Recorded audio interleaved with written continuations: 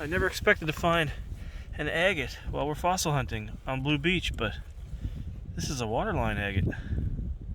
Nice one too. Cool.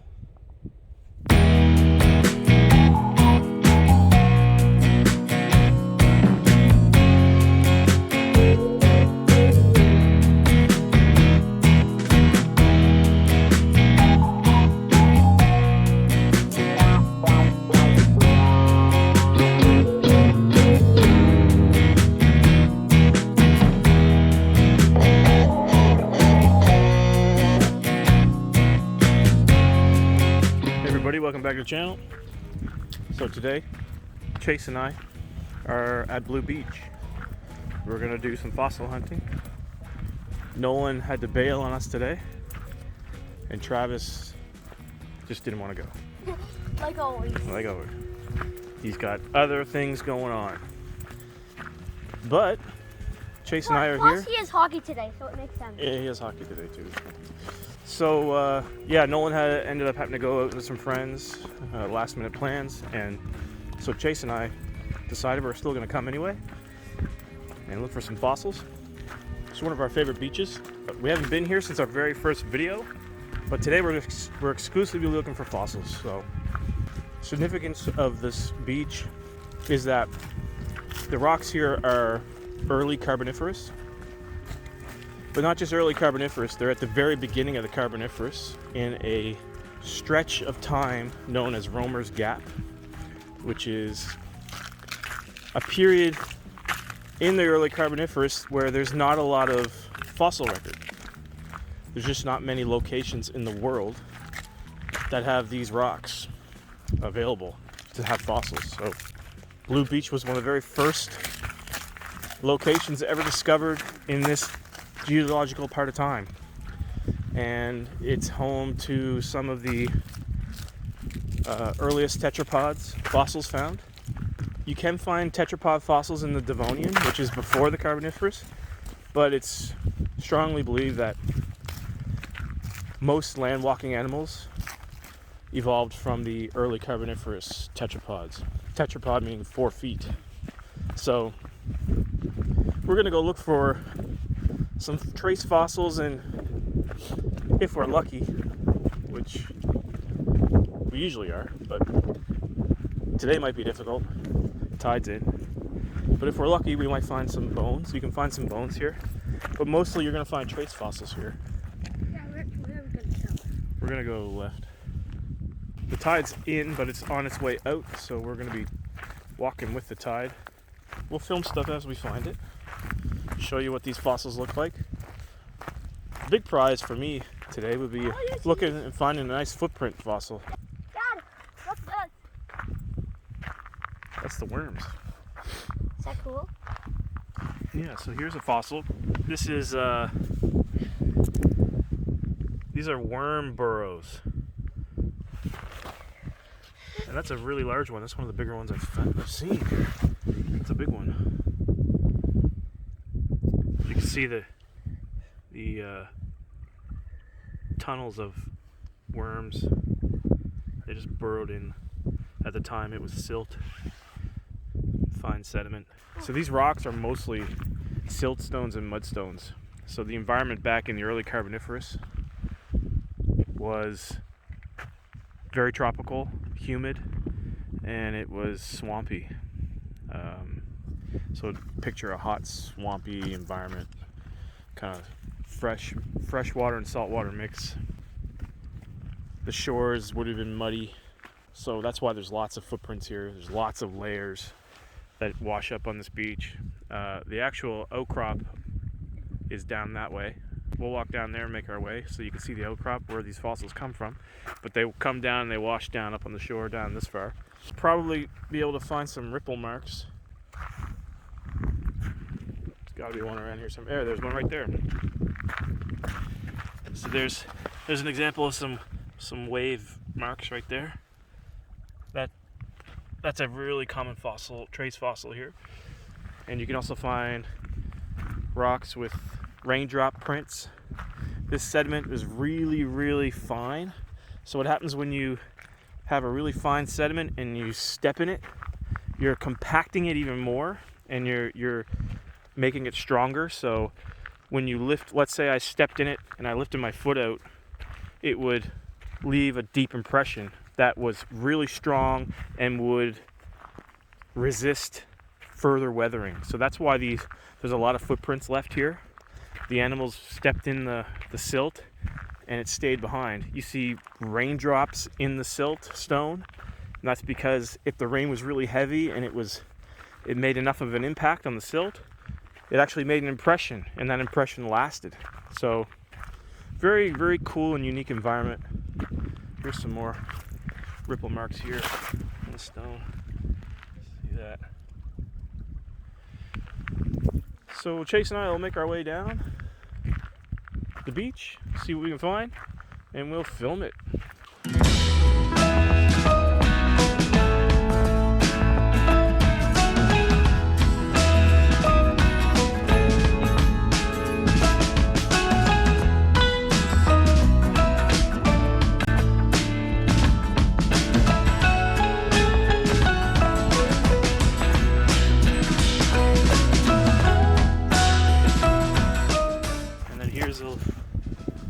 Here's a fossilized, this is a lepidodendron.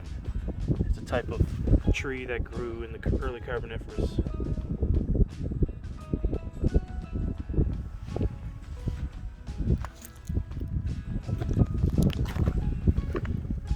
There's more shoreline trace fossil. Here's some mud crack. See some mud cracking. So what'll happen is the mud will crack. It'll be wet and then it'll dry up in the sun, crack, and then it'll fossilize that way. It's pretty neat.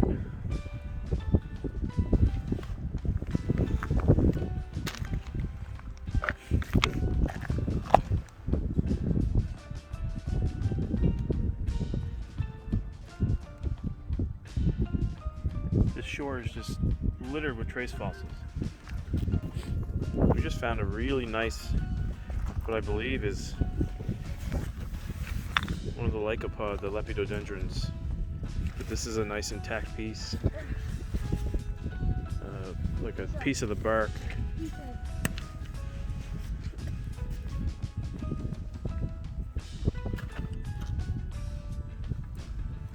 So that's really cool. There's a nice find. Here's another intact piece of lepidodendron bark.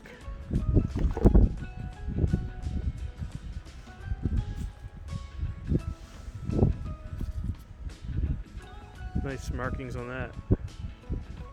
You can make out the bark details. That's a nice find. So I've been coming to Blue Beach for quite a long time, probably 20 years, and I have a lot of fossils from this beach. It's been a long time since I looked at them, so this will motivate me to go home and look through the fossils. I know I have some really nice examples of the lepidodendron tree fossil. There's another type of tree fossil. It's a sigillaria. It's a bark that you can find here. I have a nice example of that. So this is a zeolite.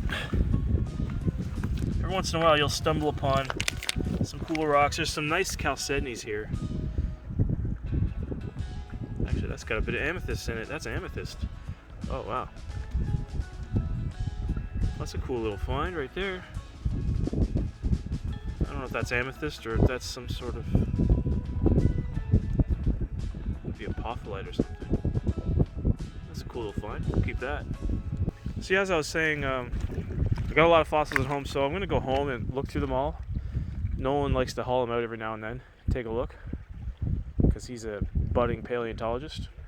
I'll take them out and I'll do a little video showing what I have, this little showcase of my Blue Beach fossil collection. So that'll be a cool thing to do this winter.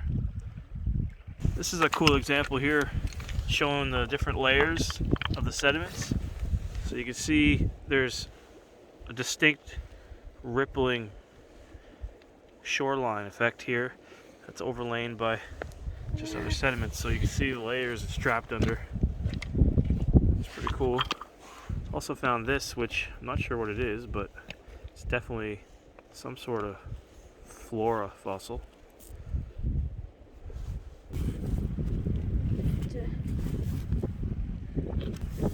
Why is it the shape? That is what we call like a mud geyser. So mud would shoot out of the ground if it was like if there was a lot of pressure, mud would shoot out of the ground and it would form that. Keep it, that's cool. And every now and then you'll find a really nice crystal. I believe that's some helandite. Can I pick it up? Let's get it out of there. Take a look at this thing. There's some nice crystals there. That's helandite.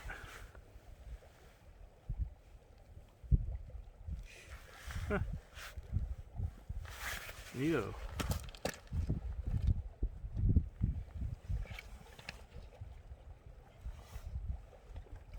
That's cool. You're out fossil hunting and you find a nice little specimen like that. Clean that up, get the rocks off it.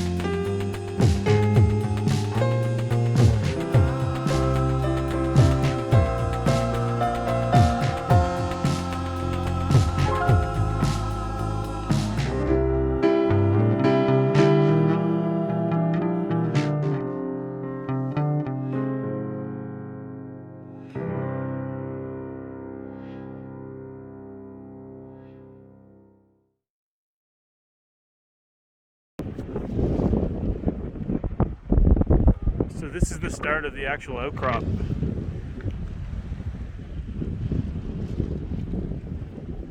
And as you can see, it's just littered with all this mudstone and siltstone that's fallen off.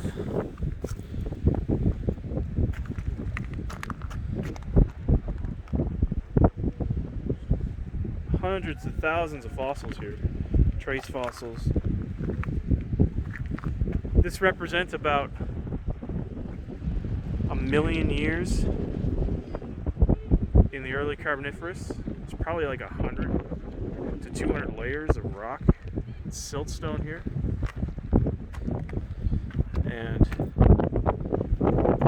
this area is smack dab in the middle of the Romer's Gap, which is the first 20 million years of the Carboniferous. And these rocks are in the first 10 years of the Carboniferous. So it's right in the middle of the Romer's Gap, where there's hardly any fossils on the record. There's been some new sites in Scotland around the same period that have fossils that are much more intact. The reason why Blue Beach is kind of lost its flair is the fossils and bones that are found here are beat up really badly.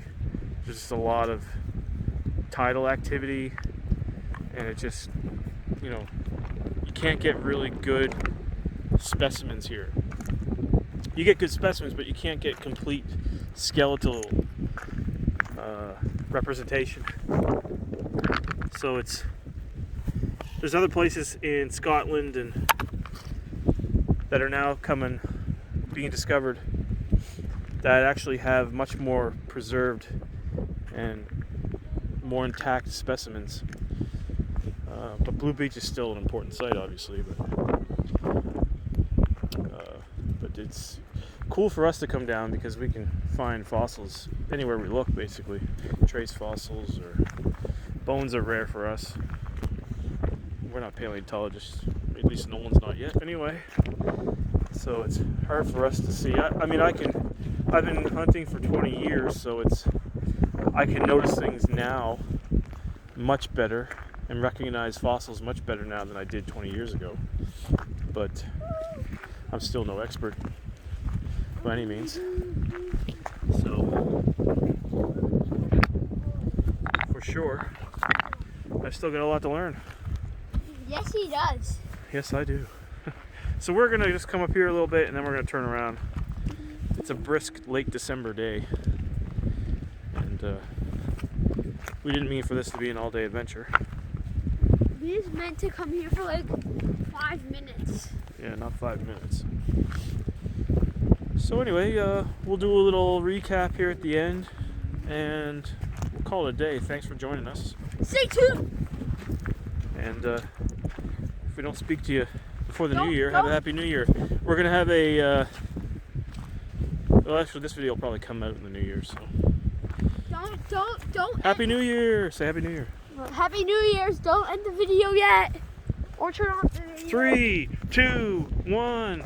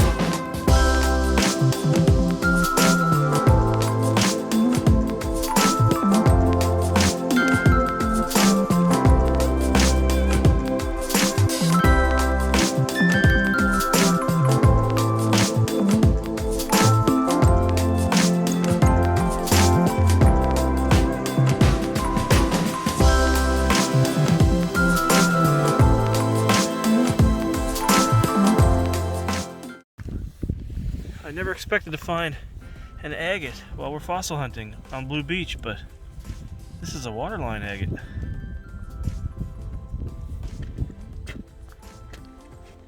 Nice one too.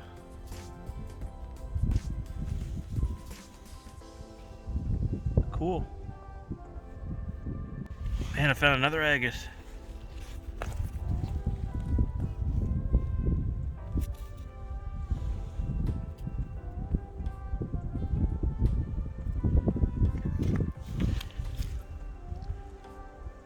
Super cool. Okay, so we're back from Blue Beach. Here are the rocks that we brought home. We don't bring home fossils from Blue Beach because here in Nova Scotia you need to have what's called a heritage permit at a specific location to bring home fossils. Fossils in Nova Scotia are property of the government. So we didn't bring home any fossils today, but we did bring home the rocks that we found.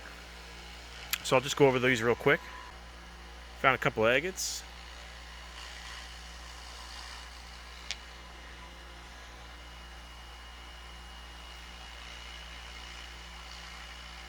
And found this really nice waterline agate. Excited to tumble that one. Doesn't really have any spectacular color or anything, but it's pretty cool to find on that beach. Usually you don't find very many agates or zeolites on that beach actually. They must have come from quite a distance in order to be on that beach. Here's a zeolite with some, it looks to be epidote in there. That's pretty cool. Got this piece of chert. And this, what I think is a zeolite. It might be a apophyllite because I know apophyllite can occur. There's a little bit of green and yellow, purple hue there. And I've seen apophyllite happen in those colors, but this mineral is forming massive, so it's hard to say what this is. I've really never found anything quite like it, so it's a pretty neat find. And I think the find of the day for rocks was this really nice heulandite specimen. Yeah, it has some cool crystals in there. I cleaned it up a bit. Definitely got some cool crystal exposure here. So that was pretty neat. All in all, it was a fun day. We found some really cool fossils. I hope you guys enjoyed that. I'm going to do another Blue Beach showcase here. I'm going to dig out all of our old fossils that we collected years and years and years ago before heritage permit ban came in place. So I'll do a little video of that showing all those past finds. Yeah, I hope you enjoyed this video. Please like and subscribe, and it's the beginning of the new year now, and let's hope that 2021 is a great one. Anyway, thanks for watching. Take care.